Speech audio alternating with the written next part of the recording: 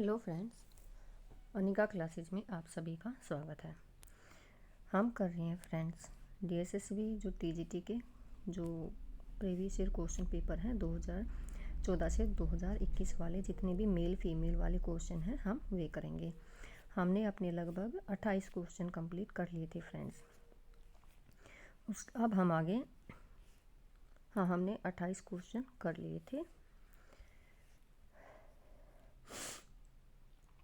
अब हम आगे अपना क्वेश्चन करेंगे 29वां।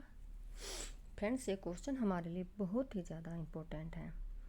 इससे क्या है, हमारी जो पूरी बुक है, जो हमारा साहित्य है, उसका जो मोस्टली पार्ट है हमारा इन क्वेश्चंस के थ्रू ही क्या है रिवाइज हो जाएगा। बुक का जो मोस्टली पार्ट है वो इन क्वेश्चन के थ्रू रिवाइज होगा, क्योंकि एक क्वेश्चन में 4 ऑप्शन है और चारों ऑप्शन का हम एक्सप्लेनेशन करेंगे। तो हमें जो है रचना, चारों रचनाएं, उनके रचनाकार, उनका सन, उनकी जो विषय वस्तु है वो हमें याद हो जाएंगे अच्छे से। क्योंकि जो चीज़ें हम कई बार क्या बुक से नहीं समझ पाते वो हमें PYQ जो हम क्वेश्चन आंसर्स करते हैं, प्रैक्टिस सेट करते हैं, उनके द्वारा हम अच्छे से समझ सकते हैं। तो हम आगे शुरू कर रहे हैं अपना क्वेश्चन। वीणा, उच्छ्वास और ग्रंथि जैसी कोमल कांत पदावली और माधुर्य गुण से परिपूर्ण रचनाएं किस कवि की हैं। देखो 3 रचनाएं दी हुई हैं, वीणा, उच्छ्वास और ग्रंथि। तीनों किसकी हैं? तीनों हैं जो पंत की हैं। एक क्वेश्चन में 3 रचनाएं पूछी गई है, वीणा, उच्छ्वास और ग्रंथि। तो हमें 3 रचनाएं तो ऐसे ही याद होगी कि 3 रचनाएं पंत की हैं। अब देखिए इसमें पूछा क्या गया है, कोमल कांत पदावली और माधुर्य, यहाँ पर माधुर्य आएगा, गुण से परिपूर्ण रचनाएं किस कवि की हैं। तो इन तीनों में जो है कैसा वर्णन है, कोमलकांत और माधुर्य गुण का वर्णन है, और ये किसकी हैं? पंत की हैं। वीणा, उच्छ्वास और ग्रंथि जैसी कोमल कांत पदावली माधुर्य गुण से परिपूर्ण रचनाएं सुमित्रानंदन पंत की हैं। पंत को प्रकृति का सुकुमार कवि कहा जाता है। मोस्ट इम्पोर्टेंट है, पंत की कविताओं को 4 श्रेणियों में बांटा गया है। देखो जो पंत की कविताएं हैं याद तो सभी को होंगी, लेकिन कई बार क्या होता है जब क्वेश्चन ज़्यादा डीप में पूछा जाता है तो पंत कैसे पूछा जाता है, छायावादी रचना कौन सी है, प्रगतिवादी रचना कौन सी है, और नव मानवतावादी कौन सी है, इस तरह से भी क्वेश्चन पूछे जा सकते हैं। रचनाएं तो सभी को याद हैं, लेकिन हम क्या करते हैं रचनाओं को सिर्फ याद कर लेते, ये नहीं देखते कि ये छायावाद में लिखी गई थी या प्रगतिवाद में लिखी गई थी। तो उनकी कितनी 4 श्रेणी में बांटा गया है। छायावादी रचनाएं कौन सी हैं? उच्छ्वास, ग्रंथि, वीणा, पल्लव और गुंजन। ये 5 रचनाएं क्या हैं? छायावादी हैं। प्रगतिवादी युगांत, युगवाणी और ग्राम्या। युगांत से एक क्वेश्चन पूछा भी जाता है कि पंत की वो कौन सी रचना है जिसमें छायावाद का अंत और प्रगतिवाद की शुरुआत हुई है, वो कौन सी रचना है? वो है युगांत। और ये तीनों रचनाएं कैसी हैं? प्रगतिवादी कविता हैं। अब है अंतश्चेतनावादी, सवर्ण किरण, सवर्ण धूलि और युगपथ, ये तीनों अंतश्चेतनावादी कविता हैं। अब है नवमानवतावादी। नवमानवतावादी उत्तरा कला और बूढ़ा चांद, अतिमा, लोकायतन और चिदम्बरा, ये कैसी रचना है? नवमानवतावादी रचना है। नेक्स्ट क्वेश्चन देखिए, किस रचनाकार ने अपना जन्मदिन वसंत पंचमी के दिन मनाना घोषित किया? मोस्ट इम्पोर्टेंट क्वेश्चन है। सुमित्रानंदन पंत, जयशंकर प्रसाद, सूर्यकांत त्रिपाठी निराला, हरिवंश राय बच्चन। तो किसने किया था? सूर्यकांत त्रिपाठी निराला ने जो है अपना जन्मदिन वो है वसंत पंचमी के दिन मनाना घोषित किया था। सूर्यकांत त्रिपाठी निराला ने अपना जन्मदिन वसंत पंचमी के दिन मनाना घोषित किया। इनका जन्म 1899 ईस्वी में वसंत पंचमी के दिन हुआ था। और इन्होंने क्या किया था? उसी दिन को आधार मानकर क्या किया था? अपना जन्मदिन वसंत पंचमी के दिन ही घोषित कर दिया था। निराला के प्रमुख काव्य संग्रह हैं अनामिका, परिमल, गीतिका, तुलसीदास, कुकुरमुता, अनीमा, बेला, नए पत्ते, अर्चना, आराधना, गीतगुंज, संध्या का कली। ये सारे क्या हैं? इनके काव्य संग्रह हैं। जैसे पंत की रचनाएं थी, जैसे छायावादी और प्रगतिवादी, ऐसे ही जो हैं निराला ने भी रचनाएं लिखी हैं। छायावादी और प्रयोगवादी रचनाएं जो लिखी हैं वो निराला ने भी लिखी हैं। अनामिका में संकलित प्रमुख कविताएं। कई बार यहाँ से भी क्वेश्चन बनता है कि कौन सी कविता किस काव्य संग्रह में संकलित है।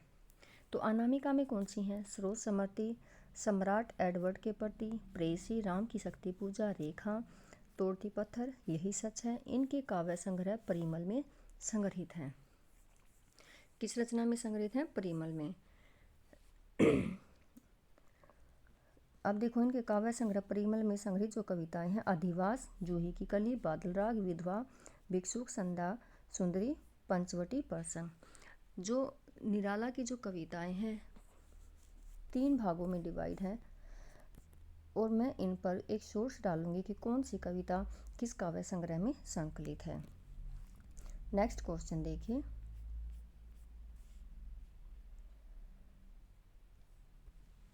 वह इष्ट देव के मंदिर की पूजा सी, वह दीप सिखासी, शांत भाव में लीन वह टूटे तारों की छूटी लतासी, दीन दलित भारत की विधवा है, यह किस कवि की पंक्ति है? तो ये पंक्ति किसकी है? ये मोस्ट इम्पोर्टेंट पंक्ति है। सुमित्रानंदन पंत, जयशंकर प्रसाद, रामधारी सिंह दिनकर, सूर्यकांत त्रिपाठी निराला। तो ये किसकी है? सूर्यकांत त्रिपाठी निराला की है। और ये कहाँ से ली गई है? वह तोड़ती पत्थर से ली गई है। उपयुक्त काव्य पंक्तियाँ सूर्यकांत त्रिपाठी निराला की कविता विधवा है और तोड़ती पत्थर में है। वह कविता परिमल में संग्रहित है। सुमित्रानंदन पंत छायावादी कवि हैं। अब यहाँ पर पंत के बारे में दिया इनकी प्रमुख छायावादी कविताएं। देखो हमने पीछे क्वेश्चन में भी पढ़ा था, अभी आगे भी आ गया। अब हम एक साथ बार बार में इनको रिवीजन करेंगे तो क्या है, हमें ऐसे ही जो क्वेश्चन है याद हो जाएंगे। पीछे भी हमने पंत की कविताएं पढ़ी थी, अब इस क्वेश्चन में भी आ गई हैं। तो देखिए कौन सी छायावादी कविताएं? उच्छ्वास, ग्रंथि, वीणा, पल्लव, गुंजन। ये किसकी हैं? पंत की हैं। अब है जयशंकर प्रसाद की प्रमुख रचनाएं। उर्वशी, वनमिलन, प्रेम राज्य, अयोध्या का उद्धार, शोकोच्छ्वास, वर्बुवाहन, कानन कुसुम, प्रेम पथिक, करुणालय, महाराणा का महत्व, झरना, आंसू, लहर, कामायनी। ये सारी किसकी रचनाएं हैं? ये जयशंकर प्रसाद की रचनाएं हैं। रामधारी सिंह दिनकर स्वच्छंद काव्यधारा के कवि हैं। इनकी प्रमुख कृतियां हैं प्रणभंग, रेणुका, हुंकार, रंसवंती, दमन गीत। दमन गीत जो हमने पिछली क्लास पढ़ी की थी, उसका जो लास्ट क्वेश्चन हमने पिछली क्लास में किया था, दमन गीत से क्वेश्चन पूछा गया था। कुरुक्षेत्र, रश्मिरथी, उर्वशी आदि। दिनकर को समय सूर्य तथा अधैर्य का कवि भी कहा जाता है, अनल का कवि भी इनको कहा जाता है। नेक्स्ट क्वेश्चन देखिए। निहार तथा रश्मि काव्य संग्रह किस रचनाकार के हैं? अब देखो एक क्वेश्चन में 2 रचनाएं आ गई हैं, तो किसकी हैं? सभी को पता है, निहार और रश्मि। सुभद्रा कुमारी चौहान, सियाराम सेनगुप्त, महादेवी वर्मा और सोहनलाल द्विवेदी। तो ये किसकी हैं? महादेवी वर्मा की रचनाएं हैं। निहार तथा रश्मि काव्य संग्रह महादेवी वर्मा का है। महादेवी वर्मा की रचनाएं हैं निहार, रश्मि, नीरजा और सांध्या गीत। गीत लिखने में जैसी सफलता महादेवी जी को हुई वैसी किसी और को नहीं हुई। सुभद्रा कुमारी चौहान राष्ट्रीय सांस्कृतिक धारा की कवयित्री है। जो महादेवी वर्मा है और सुभद्रा कुमारी चौहान ने क्या है, दोनों आपस में सहेलियां भी रही हैं क्योंकि दोनों एक साथ पढ़ती थी। इनकी प्रमुख रचनाएं हैं त्रिधारा और मुकुल। सियाराम सेनगुप्त की प्रमुख रचनाएं मौर्य विजय, अनाथ, दुर्वादल, विषाद, आद्रा, आमोत्सर्ग, बापू आदि। ये किसकी हैं? सियाराम सेनगुप्त की रचनाएं हैं। अब नेक्स्ट देखिए, जापानी लोक कथा पर आधारित कविता कौन सी है? निशान निमंत्रण, झरना, असाध्य वीणा और अभिशाप। तो कौन सी है? असाध्य वीणा है। किसकी है? आगे की है। बहुत ही अच्छी कविता है और ये जो है नेट के सिलेबस में भी लगी हुई है, इससे क्वेश्चन पूछे भी जाते हैं। आगे की असाध्य वीणा जापानी लोक कथा पर आधारित है। यह एक लंबी कविता है। इस कविता का मुख्य भाव अहंकार का विसर्जन है। आगे की अन्य महत्वपूर्ण कविताएं हैं नदी के द्वीप, चिंता, इत्तलम, हरी घास पर क्षणभर, यह द्वीप अकेला, कितनी नाव में कितनी बार आदि। ये किसकी हैं? आगे की कविताएं हैं। निशान निमंत्रण, मधुशाला, मधुबाला, मधुकलश, मिलन यामिनी ये किसकी हैं? हरिवंश राय बच्चन की प्रमुख काव्य कृतियाँ हैं। झरना, आंसू, लहर, कामायनी आदि छायावादी कवि जयशंकर प्रसाद की प्रमुख कृतियाँ हैं। अभी हमने पीछे भी जयशंकर प्रसाद की जो है रचनाएं पढ़ी थी।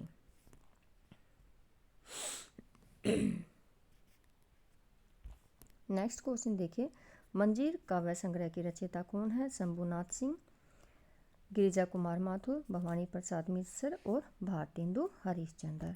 तो जो मंजीर काव्य संग्रह है ये किसका है? गिरिजा कुमार माथुर का काव्य संग्रह मंजीर।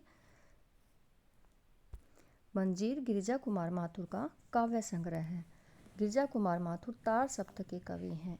देखो, तार सप्तक के जो चारों सप्तक हैं वे बहुत ही इम्पोर्टेंट है, वहाँ से क्वेश्चन बनता ही बनता है। चारों में से पूछ लिया जाता है कौन सा कवि किस सप्तक में है या कौन सी कवित्री कौन से सप्तक में है। इनके अन्य महत्वपूर्ण काव्य संग्रह नाश और निर्माण, धूप की धान, शिलापंख, चमकीले, अभी और कुछ आदि। भवानी प्रसाद मिश्र के प्रमुख काव्य संग्रह हैं गीत फिरोज, बुनी हुई रस्सी, खुशबू के शिलालेख, सतपुड़ा के जंगल, टूटने का सुख आदि। भवानी प्रसाद मिश्र के जितने भी काव्य संग्रह दिए ये मोस्ट इम्पोर्टेंट है। यहाँ से क्वेश्चन, हर रचना से क्वेश्चन पूछा जा चुका है अब तक एग्जाम में। भारतेंदु हरिश्चंद्र को हिंदी में आधुनिकता का जन्मदाता माना जाता है। भारतेंदु की कुल कविताओं की संख्या 175 के लगभग मानी जाती है। इनकी महत्वपूर्ण रचनाएं हैं भक्ति सरसर, प्रेम मालिका, कार्तिक स्नान, वैशाख महात्म्य, वर्षा विनोद, फूलों का गुच्छा, बकरी विलाप, जातीय संगीत और रिपुनाष्टक आदि। ये इनकी महत्वपूर्ण रचनाएं हैं।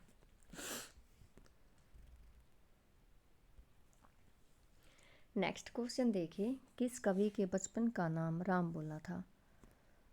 बहुत ही इजी क्वेश्चन है। कबीर, तुलसीदास, रैदास, नंददास। तो सभी को पता है जो तुलसीदास हैं उनका नाम क्या था? राम बोला था। राम भक्ति शाखा के प्रवर्तक कवि तुलसीदास के बचपन का नाम राम बोला था। ऐसी जनश्रुति कि गोस्वामी जी जब पैदा हुए तब 5 वर्ष के बालक के समान थे। उनके पूरे दांत थे। जब ये पैदा हुए तो ये उस टाइम पर ऐसे लग रहे थे जैसे कि ये 5 वर्ष का बालक है, अभी नवजात शिशु नहीं है। और इनके मुंह में क्या है, पैदा हुए तब इनके मुंह में पूरे दांत थे। और इनके माता पिता ने इनको क्या माना था कि ये बहुत ही अपशगुन है, अपशगुनी बच्चा है। तो तब ये पैदा हुए थे तो वो रोए नहीं, केवल राम शब्द, ऐसा माना जाता है जब वे पैदा हुए तो उनके मुंह से सिर्फ राम नाम का जो है वो शब्द निकला था और उसी राम नाम से ही इनका नाम क्या है, राम बोला पड़ गया था। राम शब्द उनके मुंह से सुनाई पड़ा, तभी से तुलसी को राम बोला कहा जाने लगा। तुलसी के पिता का नाम आत्माराम दुबे और माता का नाम हुलसी था। निम्न में से कौन सी रचना केशवदास की नहीं है? वीर सिंह देव चरित्र, जहांगीर जस चंद्रिका, नखशिख और देवमाया परपंच। तो जो केशव की रचना नहीं है वो कौन सी है? देवमाया परपंच रचना नहीं है।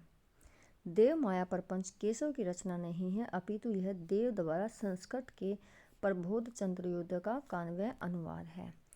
देव की कुछ महत्वपूर्ण कृतियाँ हैं भावविलास, अष्टयाम, भवानी विलास, देवचरित्र, रसविलास, प्रेमचंद्रिका, सुजान विनोद आदि हैं।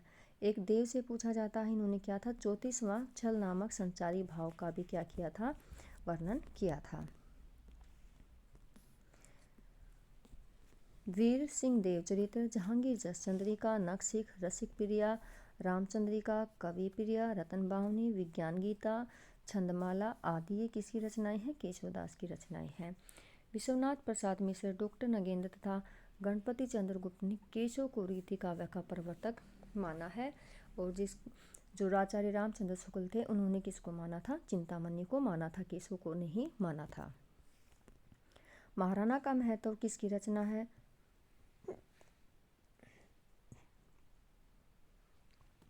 सुभद्रा कुमारी चौहान, भगवती चरण वर्मा, जयशंकर प्रसाद और रामधारी सिंह दिनकर। तो जो महाराणा का महत्व है वो रचना है जयशंकर प्रसाद की है। महाराणा का महतो जयशंकर प्रसाद की रचना है। जयशंकर प्रसाद छायावाद के प्रमुख कवि हैं। इनकी अन्य महत्वपूर्ण कृतियाँ और कौन सी हैं? अभी हमने जयशंकर प्रसाद की 2 बार कृतियाँ पढ़ ली हैं, अब हम तीसरी बार पढ़ रहे हैं। इससे क्या बार बार रिवीजन हो रहा है, और बार बार रिवीजन होने से क्या है, जो रचनाएं हैं वो हमें बहुत ही अच्छे से याद हो जाएंगी। उर्वशी, वन मिलन, प्रेम राज्य, अयोध्या का उद्धार, सो को छुआस, वर्बुवाहन, कानन कुसुम, प्रेम पथिक, चित्राधार, झरना, आंसू, लहर और कामायनी, ये सारी रचनाएं किसकी हैं? जयशंकर प्रसाद की हैं। सुभद्रा कुमारी चौहान की भी हम रचनाएं पीछे पढ़ चुके हैं, फिर से देखते हैं। झांसी की रानी, त्रिधारा, मुकुल, सुभद्रा कुमारी चौहान की प्रमुख कृतियां हैं। झांसी की रानी इनकी जो है मोस्ट इम्पोर्टेंट कविता है, और ये NCERT के सिलेबस में भी लगी हुई है।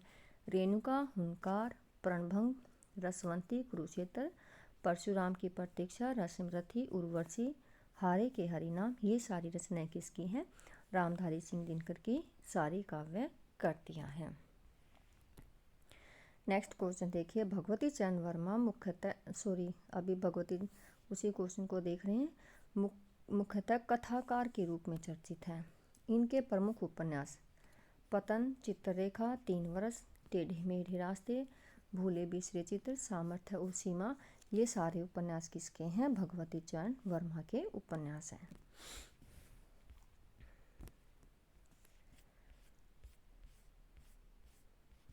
नेक्स्ट क्वेश्चन देखिए,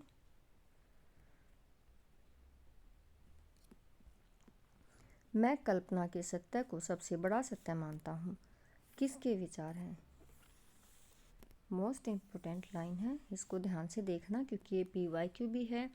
और ऐसा नहीं है कि जो हम PYQ कर रहे हैं किस लिए कर रहे हैं, 1 या 2 क्वेश्चन हमें ऐसे ही देखने को मिलता, हो सकता थोड़ी बहुत उसमें क्या है लैंग्वेज चेंज हो जाए, लेकिन क्वेश्चन हमें ऐसे ही देखने को मिलते हैं। मैं कल्पना के सत्य को सबसे बड़ा सत्य मानता हूँ, किसने कहा था? सुमित्रानंदन पंत, रामविलास शर्मा, आचार्य कुंतक और श्रीनिवास दास ने। तो किसने कहा था? ये सुमित्रानंदन पंत ने कहा था। सुमित्रानंदन पंत छायावादी काव्यधारा के प्रमुख कवि हैं। पंत ने लिखा है, मैं कल्पना के सत्य को सबसे बड़ा सत्य मानता हूँ। मेरी कल्पना को जिन जिन विचारधाराओं से प्रेरणा मिली है, उन सब का समीकरण करने की मैंने चेष्टा की है। मेरा विचार है, वीणा से लेकर ग्राम्य तक अपनी सभी रचनाओं में मैंने अपनी कल्पना को ही वाणी दी है। ये इनकी लाइन जो है, जो इन्होंने कथन कहा, ये मोस्ट इम्पोर्टेंट कथन है। ये किसने कहा है? सुमित्रानंदन पंत का है। सुमित्रानंदन पंत का काव्य संग्रह पल्लव कब प्रकाशित हुआ था? 1940, 1930, 1928, 1937। तो जो सुमित्रानंदन पंत का क्या है? पल्लव क्या है? काव्य संग्रह पल्लव किसका है? पंत का है।